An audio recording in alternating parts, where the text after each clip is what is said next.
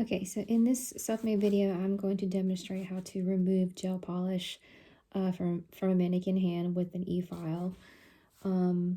First and foremost, in terms of a pre-service infection control, I'm just going to talk you through it.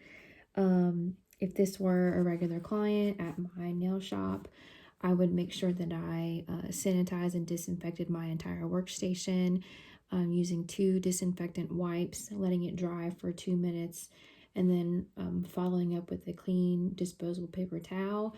I would also make sure that all of the implements that I'm using would also be sanitized and disinfected.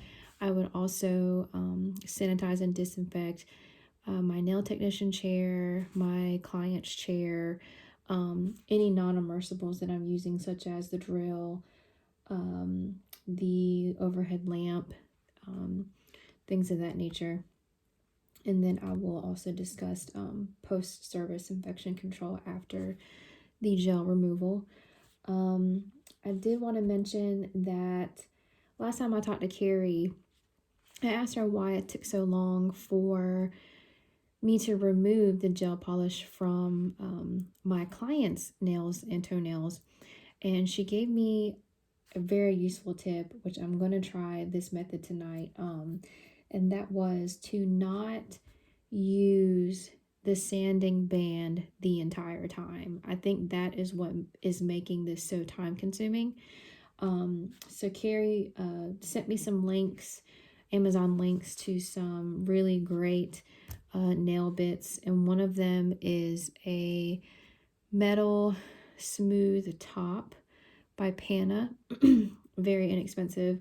And she said this was the best thing to use to get that gel polish off, to break that seal, and also to help without disturbing the natural nail plate so much. We only want to disturb it enough so that we can have whatever we're putting on next, whether it be acrylic or another application of gel polish, to adhere, but we don't want to disturb the nail plate so much that it would destroy it. And so one of the helpful tips she gave me was to use this drill bit alone first to sort of break that seal and get most of that gel polish off, and then follow up with the sanding band to sort of clean it up, buff it out, and make sure that it's nice and smooth and that all of that gel polish is off. Once Carrie told me that, I actually looked it up myself online, and I found a great video by the folks from Young Nails, and it was exactly what Carrie had said. I mean, to a T. So that video was super helpful, and that is what I'm going to try tonight for the removal of this gel polish from my mannequin hand. So I have my e-file here, and I'm going to use this bit first, and I'll show you the exact way that the nail technician in the video demonstrated, which seems like, oh no, is that not gonna fit? Oh no, I don't think that's gonna fit.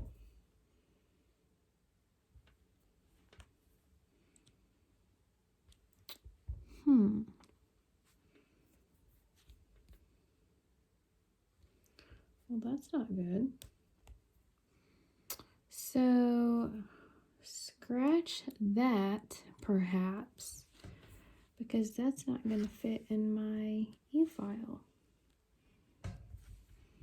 Okay, that derails the demonstration for this bit, but I do have another one that came with my set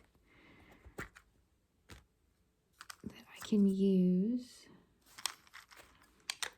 Well, that kind of sucks. I'll have to see if I can return that. Anyway, wait, why isn't that gonna fit either? Oh, duh. Sorry, Miss Blue. Baby brain moment. It wasn't unlocked all the way. So that one can go back in. We can grab our gold one, which will fit. Lock it in place. Okay, so The gentleman in the video, when he started with this bit, he actually went as high as 8,000 RPMs, which is probably the highest I would ever put mine on, and that makes me a little nervous, so I might come back down to 6,000 RPMs. And the way that he broke the seal was going down the center in like a feathering motion, and we should see the polish sort of just come off super easily.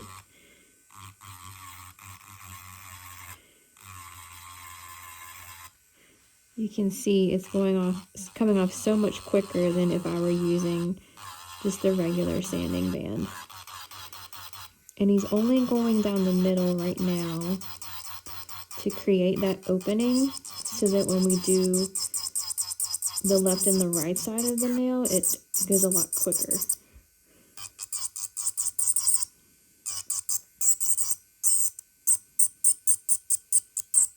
We just want to take the polish off. We don't want to mess with the nail plate too much. So I've got that line going down the middle, and then you just kind of go down in a downward motion for the rest of it, and making sure that my pinky is supported by my other hand.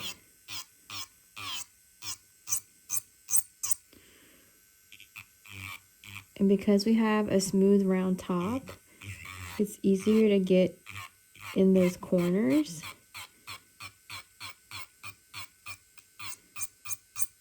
That's a little too fast for me. I'm gonna come down to about 5,000 RPMs. So it makes me a little bit more comfortable.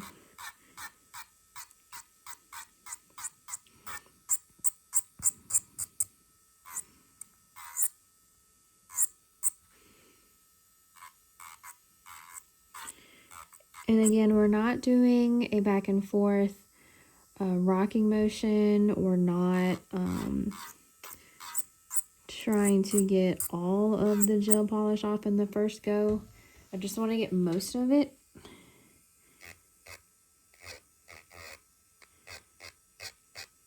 Trying to be as light as possible. Just trying to make sure you can see here.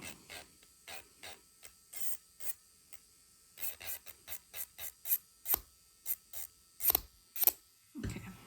When that happens, it means I'm not giving myself enough support. So I'm gonna come back to this way.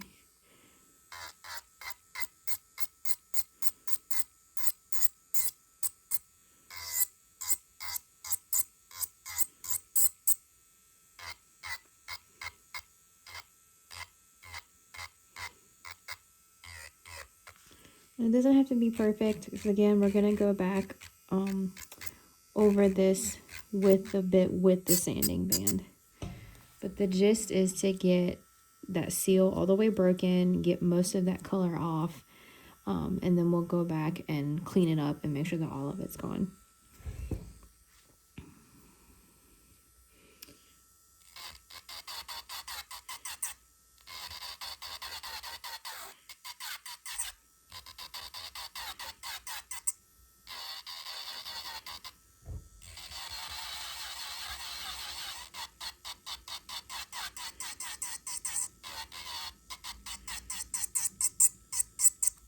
Okay, I'm going to turn that down to 4. Because anything over 4, I'm just not quite comfortable yet.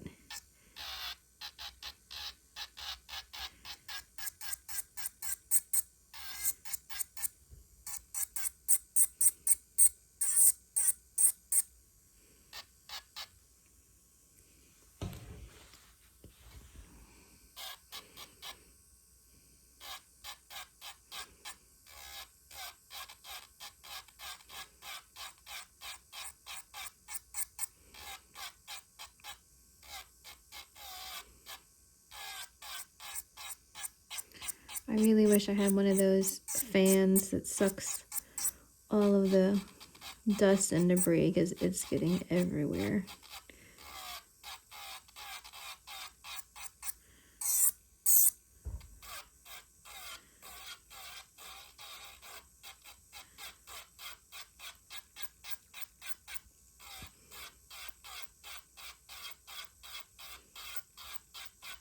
You can see it's taking it's a little bit slower and taking a little bit longer because we decreased our speed, but just for me, for comfortableness, like this is easier. It's not as intimidating as going above 4.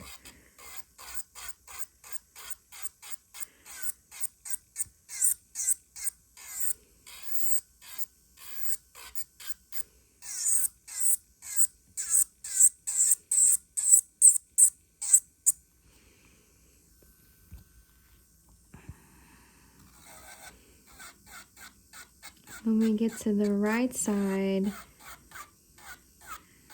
we're going to use mainly the bottom of the barrel, the corner, because it's easier to get inside that groove.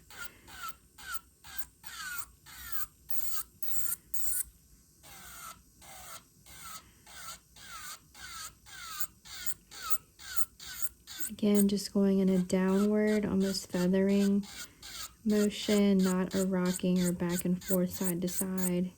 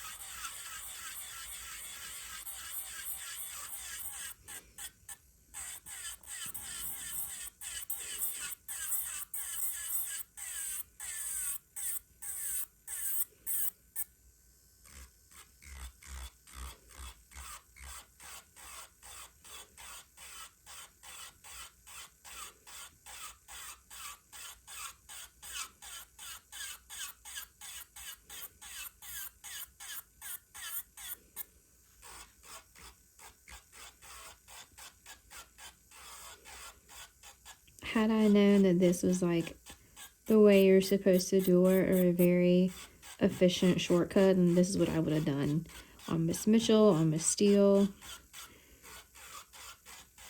because it cuts on the time drastically. And I actually think it's doing a better job than just using the sanding band, or soaking even.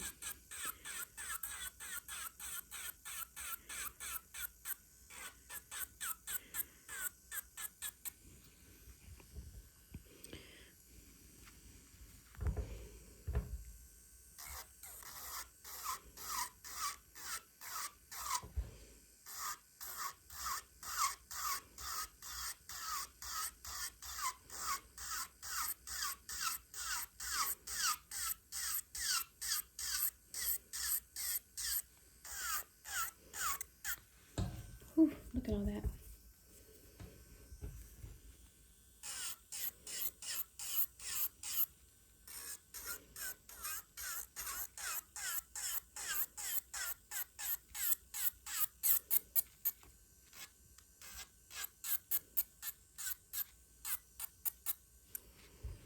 Okay.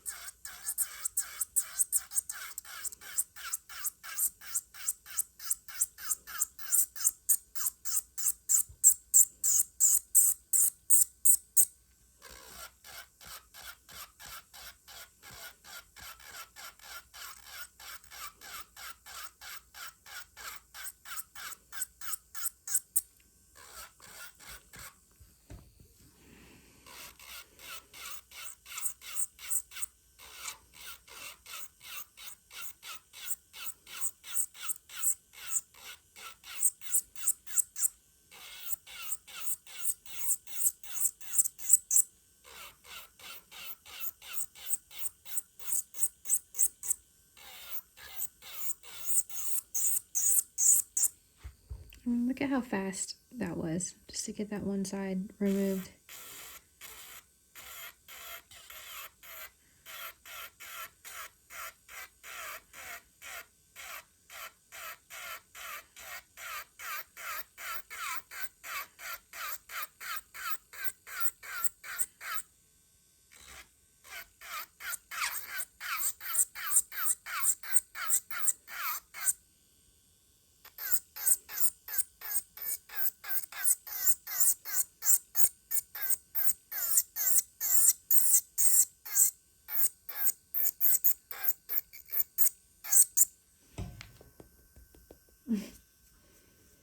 Okay, last finger.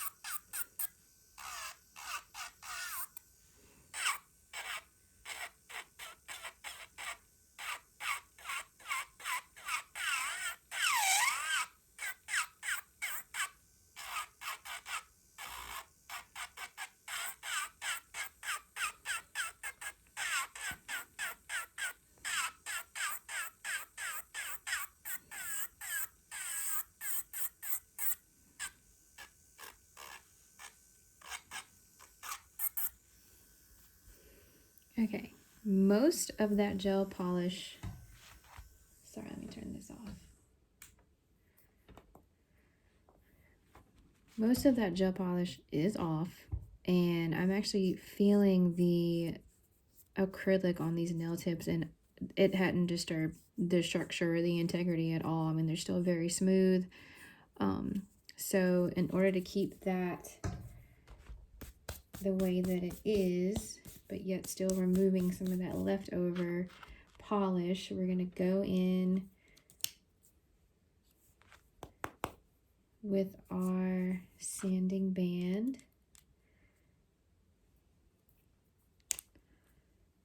And we're gonna start at 3000 RPM. Because again, we just want to get what's left off.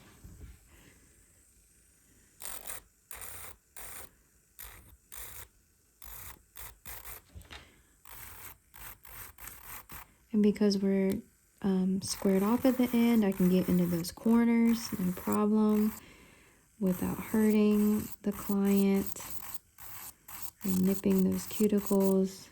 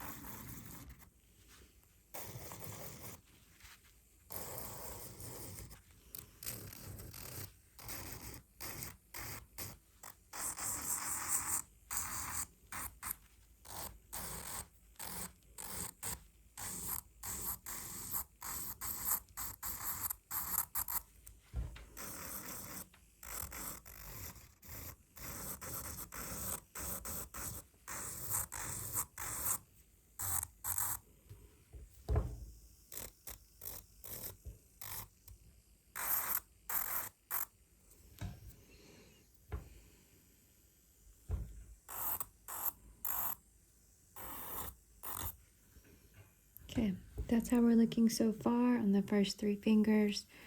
No gel polish left over whatsoever. Still disturbing the nail plate so that our next whatever artificial application can adhere better, but not messing with the integrity of the natural nail.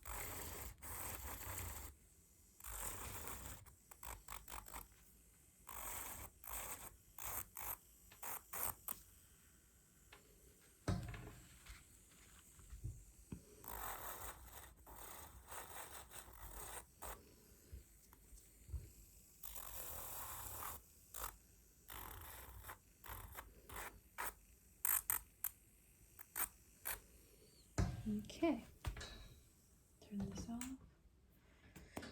What a mess.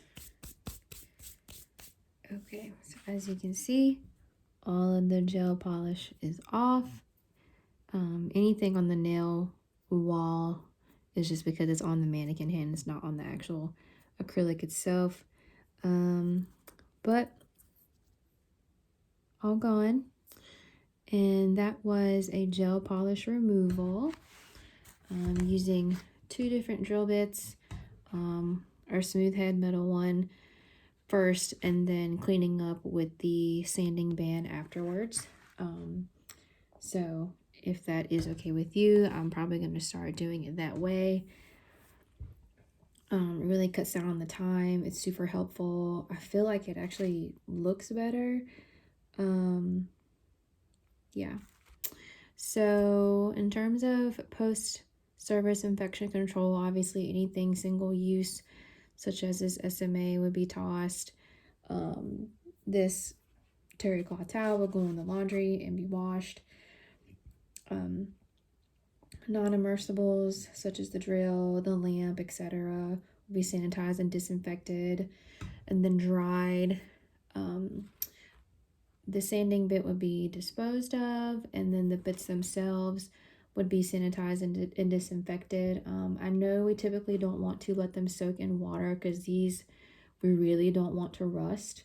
So I believe they could just sit in barbicide solution for a few minutes and then be completely dried off or put into an autoclave so that they're completely dry, and they would be stored in a container, in their container, their little home, where there are other sanitized and disinfected drill bits.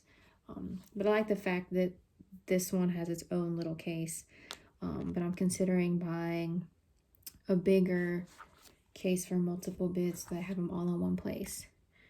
And then I would obviously use the hand washing protocol, 20 to 30 seconds, and then sanitize and disinfect my station.